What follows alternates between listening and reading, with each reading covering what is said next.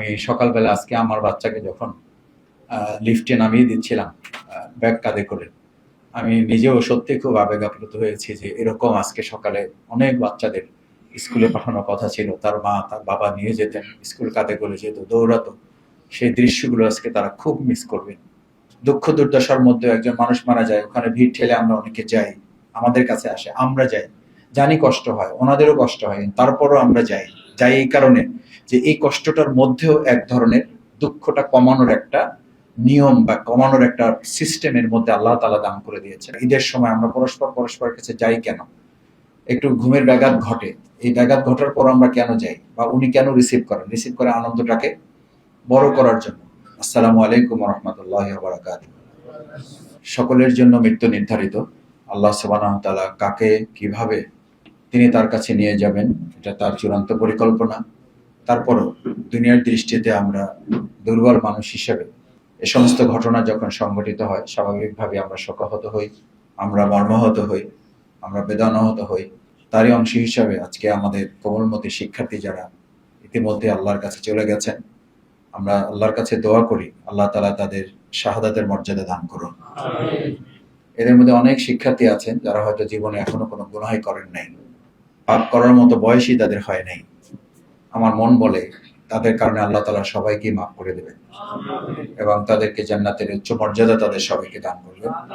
রাসূল করিম সাল্লাল্লাহু আলাইহি ওয়াসাল্লাম তার হাদিসে বর্ণনা আছে, তিনি বলেছেন অগ্নিকাণ্ড বা এরকম বড় কোনো দুর্ঘটনায় যারা ইন্তেকাল করেন, মারা যায়, তাদেরকে আল্লাহ তাআলা শাহাদাতের মর্যাদা দান করেন।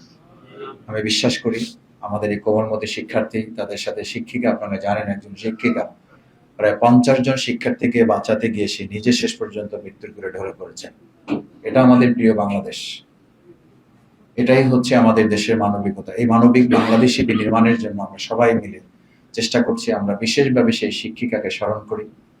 অনেক অভিভাবক আহত আছেন, অনেক উদ্ধারকর্মী আহত আছেন, স্বেচ্ছাসেবীরা আহত আছেন, তাদের সবার জন্য আমরা দোয়া করি। বাংলাদেশ জামাত ইসলামী ইতিমধ্যে অ্যাম্বুলেন্স দিয়ে আমরা সহযোগিতা করার চেষ্টা করেছি। এটা আমাদের দায়িত্ব, এটা আসলে সহযোগিতা বলা যাবে না। এই দুর্ঘটনার মধ্যে তো আমরাও পড়তে পারি, এই দুর্ঘটনা আল্লাহ না করুন আমাদের কারোর উপর আসতে পারে। সেই জন্য আমরা যে কবিতাটা বলে থাকি, আসলে এটা কবিতাটা ইসলামের থিওরি। প্রত্যেকে আমরা পরের তরে, আমরা নিজের জন্য না, আমরা পরের জন্য। যদি আমি পরের জন্য করি তাহলে আল্লাহ আমাদের জন্য করবেন। সে কারণে জামাত ইসলাম অ্যাম্বুলেন্সদের সহযোগিতা করেছে। আমাদের সকল চিকিৎসক যারা এই রিলেটেড, এ ব্যাপারে যারা অভিজ্ঞ এক্সপার্ট আছেন, তাদেরকে এখানে 24 ঘন্টা নিয়োজিত থাকার জন্য আমির জামাত মহানগরী আমির নুরুল ইসলাম রুরু হয়ে আমাদের ঢাকা দক্ষিণের যে সমস্ত চিকিৎসক বৃন্দ আছেন তাদেরকে আমরা আহ্বান জানিয়েছি, তারা যেন সার্বক্ষণিক সেখানে চিকিৎসা দেন। আমাদের ব্লাড গ্রুপ যেগুলো আছে, ছাত্র শিবির, জামাত ইসলামী, আমাদের সমাজ কল্যাণ প্রতিষ্ঠান যেগুলো আছে, তাদের মাধ্যমে যত রক্ত দরকার আমরা তাদের রক্ত দেওয়ার জন্য কালকে থেকেই যেখানে যা প্রয়োজন হয়েছে, এবং ডাক্তাররা বলেছেন 24 ঘন্টা পার হওয়ার পর মূলত এটা আরো বেশি কার্যকর হবে, সেটার জন্য আমাদের হেল্পলাইন গুলো চালু করে দেওয়া আছে। আলহামদুলিল্লাহ আমাদের পরিবারগুলো আমাদের সাথে কানেক্টেড আছে, আমরা তাদের সাথে কানেক্টেড থেকে তাদেরকে সব ধরনের সহযোগিতার আশ্বাস এবং সহানুভূতি তাদের পাশে দাঁড়িয়ে। কারণ একটা কথা আমরা সবসময় বলি যে দুঃখ দুর্দশা এটা যদি ভাগাভাগি হয় তাহলে এটা কমে যায়, আর আনন্দটা যদি ভাগাভাগি হয় তাহলে সেটা বেড়ে যায়। আসলে পরস্পরের কাছে যাওয়াটা, ঈদের সময় আমরা পরস্পরের কাছে যাই কেন? একটু ঘুমের ব্যাঘাত ঘটে, এই ব্যাঘাত ঘটার পর আমরা কেন যাই, বা উনি কেন রিসিভ করে আনন্দটাকে বড় করার জন্য। দুঃখ দুর্দশার মধ্যে একজন মানুষ মারা যায়, ওখানে ভিড় ঠেলে আমরা অনেকে যাই, আমাদের কাছে আসে, আমরা যাই, জানি কষ্ট হয়, ওনাদেরও কষ্ট হয়, তারপরও আমরা যাই। যাই এই কারণে যে এই কষ্টটার মধ্যেও এক ধরনের দুঃখটা কমানোর একটা নিয়ম বা কমানোর একটা সিস্টেমের মধ্যে আল্লাহ তাআলা দান করে দিয়েছেন। সেই জন্য আমরা আল্লাহ তাআলার কাছে বিশেষভাবে দোয়া করব। আমাদের মহানগরীর সম্মানিত আমির মূলত কথা বলবেন। আমরা আজকে বক্তব্যের জন্য প্রোগ্রাম নয়, আমরা আল্লাহর কাছে মূলত সাহায্য চাইব। আল্লাহ যেন আজকে যে ছেলে মেয়েগুলো, আমাদের শিক্ষার্থীগুলোর গতকাল হোমওয়ার্ক করার কথা ছিল, আজকে যাদের ব্যাগ কাঁধে নিয়ে স্কুলগুলোতে তাদের কলকাকুলিতে মুখরিত হওয়ার কথা ছিল, সেই সন্তানগুলো পরিবারের কথা ভাবলে আমাদের আজকের বক্তব্য দেওয়ার কিছু নাই।